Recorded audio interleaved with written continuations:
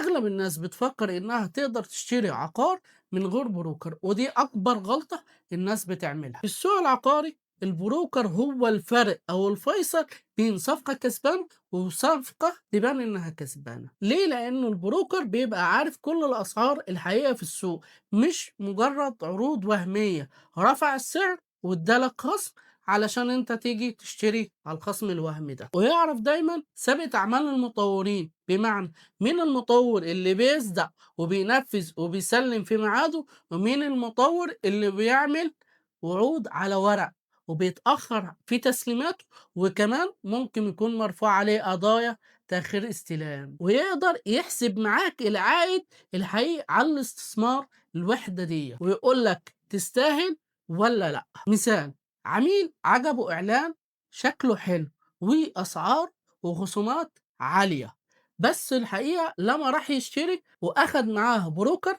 البروكر قال له لأ ما ينفعش تشتري. طب ليه ما ينفعش اشتري؟ لأنه تاريخ سابقة أعمال المطور ده بيتأخر في التسليمات، والنتيجة العميل ما اشتراش ووفر فلوس وبعد عن مشاكل قضائية كانت هتبقى بينه وبين المطور ده. وفي نفس الوقت قال له تعالى هنشتري مع المطور ده. المطور ده هنشتري معاه ليه؟ لأنه سابقة أعماله بيسلم في ميعاده، أسعاره حقيقية مش عروض وهمية، جودة مواصفات الوحدة بتاعته هي نفسها اللي موجودة في الإعلان وفي العقد. ساعتها كانت الصفقة بالنسبة له حقيقية وكسبانة بالفعل. بمعنى البروكر الصح بيشوف التفاصيل اللي انت عمرك ما بتشوفها، لأنه البروكر في السوق دايما بيعمل دراسات ومقارنات بين المطورين وبين مشاريعهم وبين الأسعار الحقيقية، ويقدر يحميك من ارتفاع الأسعار المفاجئ